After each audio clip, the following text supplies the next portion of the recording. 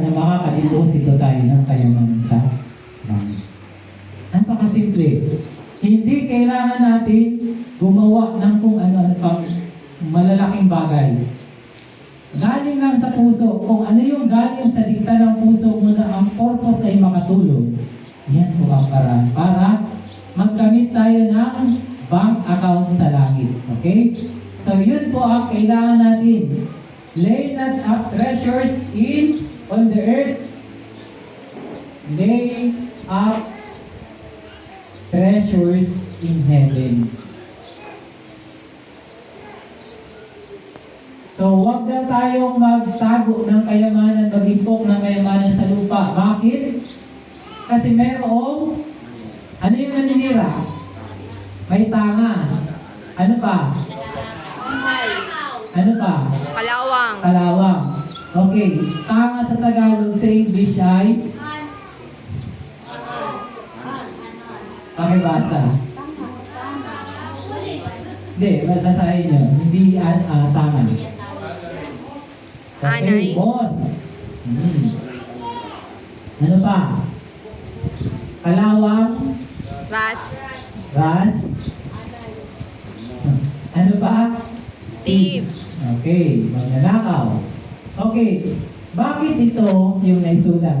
Balik tanawin natin yung kung paano naisulat kasi yung kalagayan na yan. Naisulat itong teksto kasi during the time yung naisulat yan, ang mga kayamanan ng nasa Middle East or nasa East ay isa na doon damit. Naalala niyo yung si Samson na nakipag-ano siya, sabi niya, pag nanalo kayo doon sa bugtong, bibigyan kayo ng damit na bagong damit, di ba? Tapos si Akan, ano yung kasalanan ni Akan?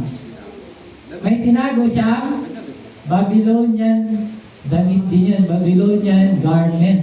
Parang hindi natin alam kung ano yung tsura, pero makulay siguro yun kasi ang isa sa mga palatandaan na ang damit mo ay pangmayaman is medyo makulay or ube.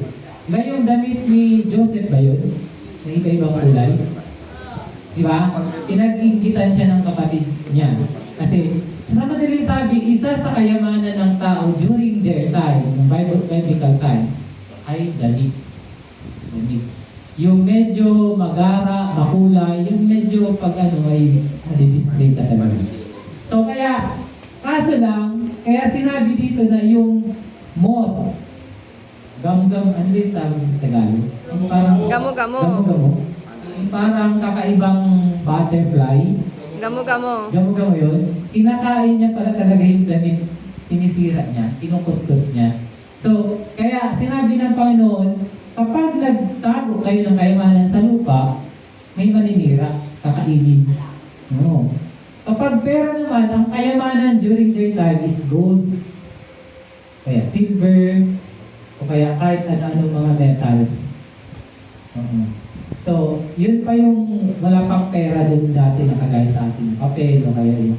Meron yung mga metals nga, tapos may inscription ni Cesar, mga gano'n. Oo. Kadalasan mga metals yan, di ba? Pero, during their time, ang mga gold, silver, metal, na-oxidize yan. Ibig sabihin, nasisira, nawawalan yung minsan kinakalawang pa. Kaya nga sinabi na, mayroon nang nakakasira talaga. At masisira talaga yung mga kayamanan kung sa lupa kayo mag-impok. Ayan, kalawang, may gam-gam, may gamo-gamo. At mayroon pang mga magnanakaw. Ang bahay noon, during their time, parang niluto lang na putik. So, madali lang pasukin talaga ng magnanakaw. So, kaya ang sabi ng Panginoon, wag yung damit, wag yung kayamanan, kasi may mga maninira talaga. Pag yan ang pinagpukusan natin buong buhay, magkaroon ng trabaho, magkaroon ng yaman, nakalimutan yung gawain ng Panginoon, nakalimutan natin yung Panginoon, yan ang delikado. So, paano tayo makaka-impok ng pera sa kayamanan? Ang sabi dito sa Parable of the Talents, ikwento ko na lang kasi medyo mahaba to. Di ba? 3 tao yung nabanggit doon. Actually, meron pang iba. Sinabi doon that everyone according to his ability. Pero yung 3, yun ang focusan natin. Yung isa, ilan yung binigay na talento? O natanggap? 5. 5 talents. Yung pangalawa, 2. 2 talents. Yung isa ay 1 talento. So, yung mayaman na nagbigay ng mga talento, iniwanan sila. Pero, ine-expect niya na may increase o pagtaas o pagdami, pag-multiply ng mga kaloob o kaya ng mga talento na iniwan niya. So, sa madaling sabi, ito po ay na-increase by another 5. Diba? Plus 5. Nag-plus 5 ito. Ito, plus 2. Ito, Si. nag-plus ba? Hindi. Wala. Remain the same. Equal lang. Di ba? Nilibing na, di ba? Sa nilibing, walang tubo. Oo. So, ngayon, kung titingnan niyo sa verse 16 at saka verse 20, ang sinabi dyan is traded. Ang word na ginamit is traded. Pag sinabing traded, nakipagtanakal. May mga ngalakal ba na patulog-tulog o kaya anong kabaliktaran ng masipag? Tamad. Mayroon bang nagkakalakal na gusto yumaman pero tamad? Wala. Hindi. Kaya ito nagkaroon ng increase by another 5 kasi nga naging masipag siya sa kanyang negosyo. Sa talent na ibinigay, ang tanong, ano ba yung mga talents natin? Sinisipagan ba natin na gawin ang gawain ng Panginoon? Using yung talents na in-trust natin yung pinagkaroon. Yun po yung katanungan dyan. Kasi kapag tayo ay hindi nagkalakal, wala talagang tubo na mangyayari. Ibig sabihin, tinago lang natin yung isa, dig. Tinago niya, tapos kinumpira niya. Kasi anong rason niya? Oo, natakot siya baka mawala pa o kaya matalo pa o kung anong mangyari. So, dito po, sa isang taong ito, ang nananaig sa kanya ay fear. Na dapat sana ay ano ka kabaliktaran? Very good. Faith. Oo, minsan, ay, wala kasi akong pera. Hindi ako pwede makapag-missionary. O kaya, ay, wala kasi akong yung family ko, hindi makakain. May mga iba't ibang alibay. Yun po yun. Yun yung fear na tinatawag. Yung takot ng tao na tumanggap ng isa lang na talento na hindi niya ginamit, yun po yung pinapakita dyan na yung mga alibay. Yung mga excuses. Ay, busy pa ako. Ay, nag-aaral pa ako. Ay, nasa trabaho pa ako. Sa kanila ako. Sa iba na lang. Pero, binigyan naman tayo ng liwanag. Marami tayong kaalaman. Alam natin yung 2,300 days. Alam natin yung sanctuary. Marami tayong alam. Pero ang tanong, na-share na ba natin yung iba? Kahit kabiting lang doon, yung tungkol sa Sabat, na-share ba natin sa iba? Or, tayo yung isa doon na tinago natin. Mahirap yun. Mahirap po kapag hindi natin ibahagi. Kasi puro alibay, puro excuses. Ayaw ng Panginoon. Alam mo, kahit isa lang yung talent or sa tingin mo ay maliit, magsusulit pa rin tayo. Huwag natin sabihin, ay, wala akong talent na ganito. Ay, hindi ako marunong magsalita. Hindi ako marunong umarap sa tao. Hindi. Bawat isa binigyan ng talento. Walang nabuhay na walang talento. Diba? So lahat po tayo, walang excuse. Dapat ang goal natin tumubo para magkaroon tayo ng deposit. Alangan, pareho pa rin. Dumaan yung ilang taon. Ang lifespan ng tao ilan? 70 or 80, diba? Tapos Tapos isa pa lang, umabot yung 70 years, isa lang din yung nanay. Di ba malungkot yun? Nalungkot talaga sa Panginoon na nagpahiram sa'yo, tapos ganun pa rin. Hindi ginagamit yung talento, di ba? Okay, so dito po, sa verse 20, makita dyan, gain. Nagkaroon ng ganansya. Bakit nagkaroon ng ganansya? Nag-strategize siya. Nag-isip siya, paano kaya itong pera o yung talent na ibinigay sa akin dumoble o trumiple or dumami. Pero hindi yan literal na pera na ibigay. Ang spiritual application niyan is yung kung paano natin sinishare yung gospel, sinishare yung liwanag.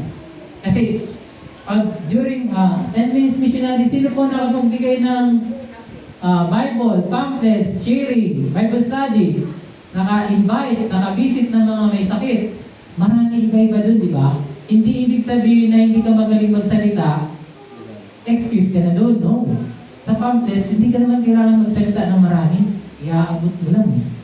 Bumili ka sa tindahan, syempre, siya yung humihingi ng pabor sa'yo eh. Makakuha ng pabor kasi mabebentahan siya. Ngayon, pag nagbigay ka ng pamphlets, hindi niya yung tatanggihan. Diba? Hindi yun makatanggi sa'yo kasi nga, bumili ka sa kanya. Diba? That is one idea pa paano tayo magkaroon ng treasure sa langit. Kapag tayo maging, alam nyo, ang mga negosyante, walang sinasayang na oras. Sa pagiging missionary naman, wala dapat tayong isipin na ay, puro busy na lang tayo sa trabaho. Or alay, busy ako. Walang excuse dun. Kahit nagmotor ka, nag-tricycle ka, sumakay ka sa bus, katabi mo, pwede mong bigyan.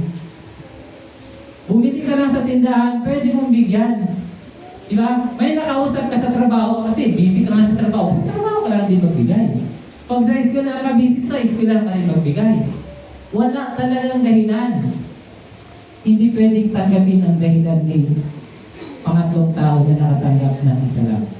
Okay, dumako tayo sa next. Good Samaritan. Sa Good Samaritan, may tatlo na naman. Ang una dyan ay priest. Pangalawa dyan ay Levi. Pangatlo dyan ay the Good Samaritan. The Good Samaritan.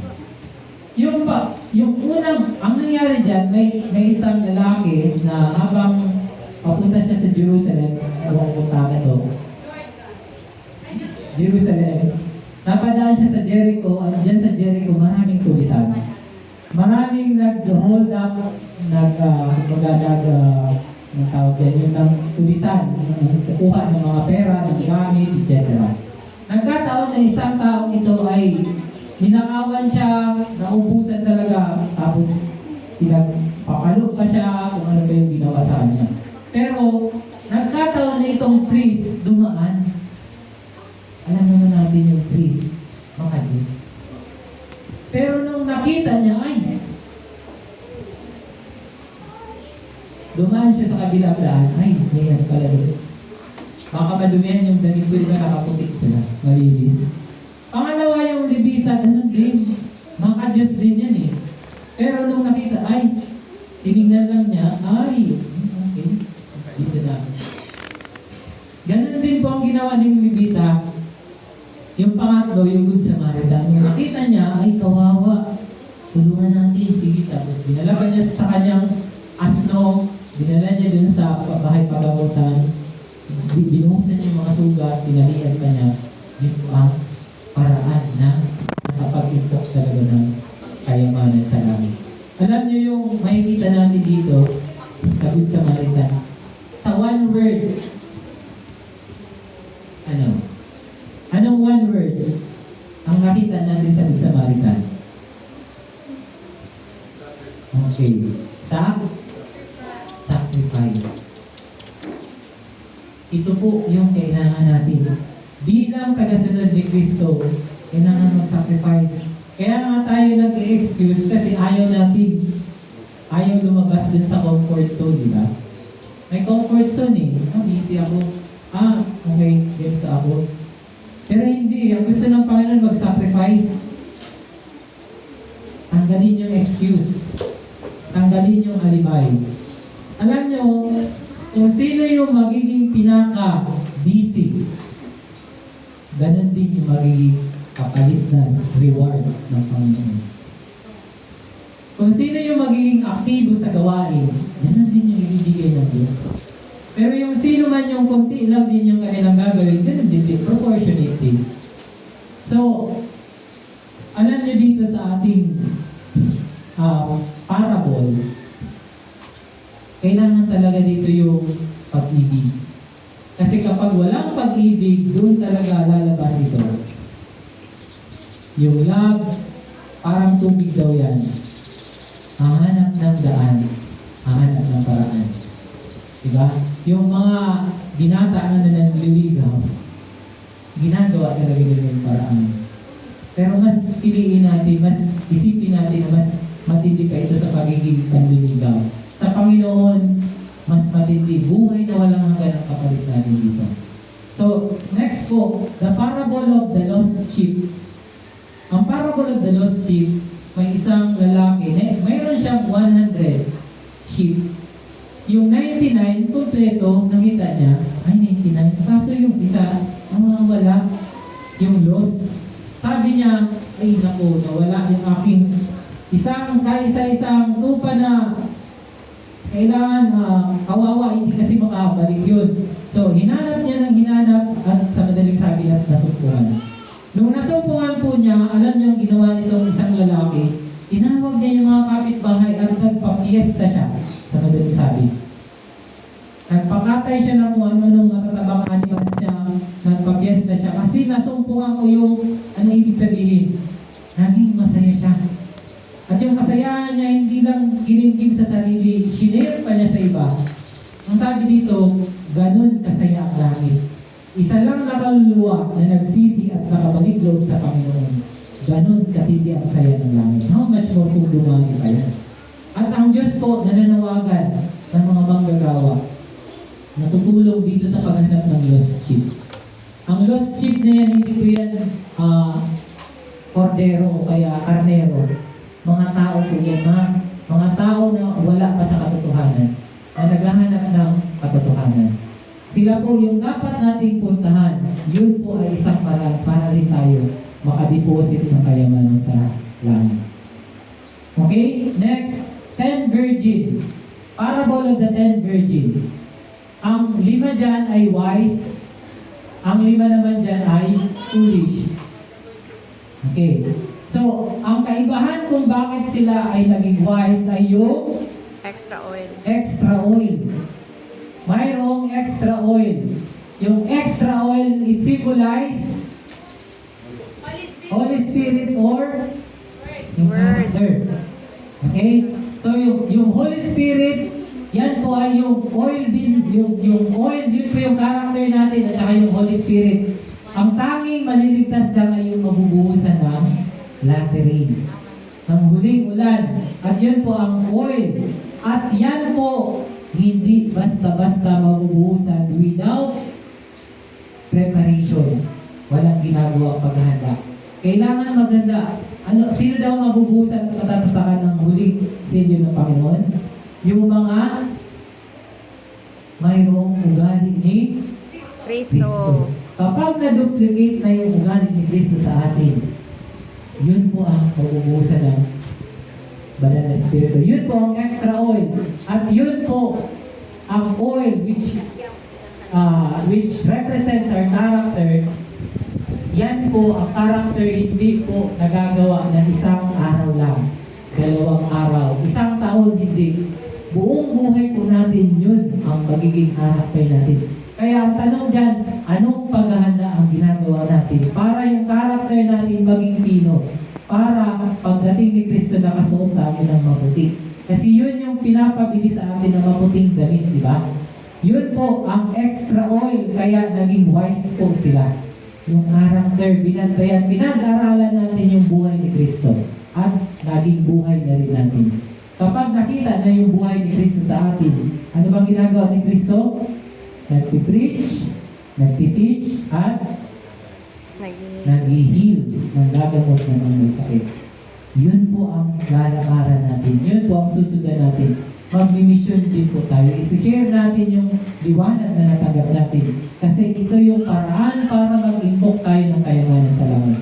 Na kung saan walang gamu-gamu, walang magnanakaw, walang kalawang nasisira doon sa kayamanan na in-invoke natin sa langit.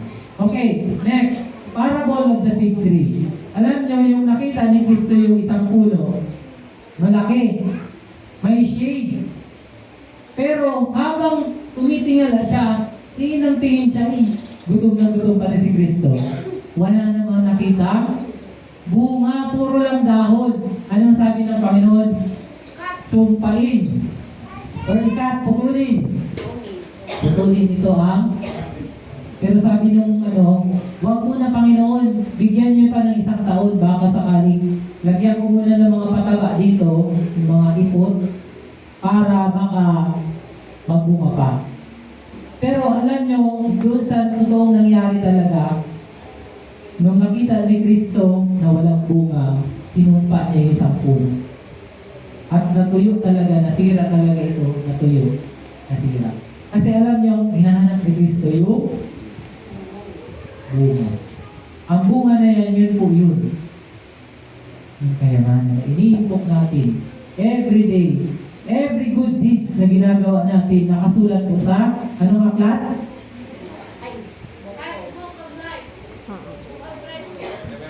Remembrance. Okay, doon po yan nililista. Yung mga mabubuting gawa natin, yung pagsali natin sa gawain sa missionary, doon po nililista. Halos yun na rin po yung deposit slip natin. Yung mabubuting gawa na yun. Di ba pagpapautang natin yun sa Panginoon? Yun na yun. May utang ang Panginoon, di ibig sabihin, may nai-deposit ka dun sa langit. Next po, salt of the earth. Alam niyo po, may iba't ibang klase ng asin. May pagkakataon na lagi tayong inom ng tubig, lagi lang ihi ng ihi. Hindi pala nakakapasok sa cells natin. Kasi kapag ang asin kulang sa minerals, especially magnesium, hindi makakapasok ang tubig na ininom natin. Ihi lang agad. Pero ang maganda, ang totoong asin talaga ay yung marami ang minerals. Halimbawa, Celtic salt. Yun. Himalayan salt. Himalayan salt. Blackman or pink. Himalayan salt. Ayun. Alam niyo ito, ang Celtic salt ay mayroong 92 trace minerals. This one is 85. And yung iba dyan na asin, halos 2 lang, o konti lang. Huwag nating piliin yung mga asin na nagkukunti na lang yung minerals. Iodine. Yung iodized may aluminum, delikado ka, Sa brain. nakakapag-Alzheimer's disease. Huwag tayong maging salt na hindi naman nakakatulong. Ang minerals na to, ito po yung significance, ito yung health, ito yung use, yung function, yung tulong, yung papel natin na ginagampanan. Yun yung magbibigay ng sustansya sa katawan na nagkakasakit.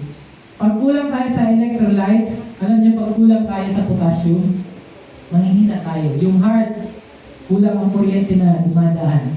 Yung sodium, mahalaga din po yan. Kapag sobrang panghihina, nadideplete yung sodium. Sobrang pawis, sobrang stress, maghanap tayo ng sodium. Yun po yun. So kapag ang salt na to, na tayo nga, yan, you are the salt of the earth, nawalan na daw ng alat. Yung alat na yun is yung mga minerals yun. Pag nawala yun, walang kwenta na daw. Itatapo na lang at apak-apakan doon sa daan. So, maging asin sana tayo na marami ang minerals. Bakit? Para marami rin ang matulungan. Okay. So, sa panghuli po, Matthew 28:19-20, ano sabi dyan? Go ye into all the world and preach the gospel to all nations, teaching them to observe all things whatsoever I have commanded you. And lo, I am with you always, even unto the end of the world. Ang Diyos ang panawagan sa atin, go. Go. Stop na natin yung mga alibi, yung mga excuses. Ang gusto ng Panginoon, go. Kahit busy tayo, gawan ninyo ng paraan na sa bulsa nyo may something kayong maibibigay. Dahil nga busy kayo, ibigay nyo na lang. Let the pamphlets preach. Let the pamphlets explain. Kasi nga busy kayo, di ba? So ang gagawin mo, gamitin yung utak. Strategize. Working smart, yun yung sinasabi, hindi working hard. Yung working smart, mag-diskarte. Kung sa basketball may diskarte sa chess, sa lahat ng laro may diskarte. Sa business may diskarte, sa gawain ng Panginoon, wala akong diskarte. Meron. Wala dapat excuse sa gawain ng Panginoon. Kung gusto natin buhay na walang hanggan, di ba? Hindi natin pwedeng excuse kagaya ng nilibing yung isa. Ay, Panginoon, mahina ako, wala akong talent, mahihain ako, etc. etc. Hindi. Huwag natin gawing excuse yun. Gusto ng Panginoon, magkaroon tayo ng yaman. Hindi naman mahirap ang tumulong. Kapag may pag-ibig, nasa yung lahat. Ito yung puhunan. Pag-aralan natin si Kristo doon, mapapaibig tayong tumulong din sa iba. Yun ang sekreto. Tingnan natin, ang pangalan natin ay Christians. International Missionary Society. Missionary pati tayo. Diba? Ang trabaho ng missionary may mission. Kailangan go. Yun yung binasa ko kanina. Ano yung sabi ng soldier or ng Duke ng Wellington? What is your marching order? Ano yung pag inuutos sa atin ng Panginoon? Go. Yun po ang trabaho natin. Go. Kaya yung pamphlets na, let's say goal natin 500, noong January 288 ang nagbigay. Noong February 1,419. Ngayong March hindi pa natin natupad. Pag may goal tayo, lampasan pa natin yung goal. Mas maigi na busy talaga tayo sa gawain kasi ibabalik din ng Panginoon sa atin yung paghihirap na ginagawa natin. Amen. Pag-isipan natin po yung mga eternal na bagay. Pupunti na lang yung panahon. Nangyayari na yung mga signs of the times. Ano pa yung inaantay natin? Mag-aantay pa ba tayo na lahat tayo maging active? Saka lang ako maging active kung lahat na naging active? No. Magsisimula maging active ang church kung ang bawat isa mag-iisip pa paano ako makatulong sa gawain ng Panginoon. Amen. Yun po ang kailangan natin. Yun po ang kailangan ng Panginoon. Pag-ibig sa gawain. Pag-ibig. Yun po ang paraan na tayo ay makalay up treasures in heaven. Yun po ang kailangan ng ating Panginoon. I hope na kahit man mabilisan lang ito, ang sabi pa nga dito pa muling teksto, preach the word, be instant in season, out of season. In season, ibig sabihin, may schedule talaga kayong may Bible study. Out of season, walang Bible study pero nag-missionary ka. Kasi nasa palengke ka, namimili ka lang, namamalengke ka lang, pero nagbigay ka ng pamphlets, that's out of season. Yan po ay pagbibigay ng or pagdideposit na ng kayamanan sa langit. So, gawin natin lahat ng paraan kung nagagawa nga natin na makapag-ipon ng maraming pera sa ating ginagalingan natin yung hanap buhay natin, mas galingan po natin yung eternal na bagay. So, Amen. pagpalain tayo sa umagang ito, nawa ay maging asin din tayo. Maging kagaya tayo dun sa wise virgin, good Samaritan, yung masipag na servant na minultiply yung talent. At yun yung taong nag-lay up ng treasure in heaven. I hope na ito yung maging scenario na magkaroon din tayo ng maraming bunga. Kasi ito yung paraan para mapasaya natin ang ating Panginoon. Hindi po tayo gumagawa ng missionary para maabot yung langit o kaya makamit yung kaligtasan. Hindi. Naligtas na po tayo bilang pasasalamat sa Panginoon. Susuklian natin ang pagsunod. Yun po ang pinakamagandang motivation. Naligtas na tayo. Ano naman yung ibibigay natin na pamalit sa ating Panginoon? Ito po yung iiwan nating tanong sa pangalan ni Jesus. Amen. Amen.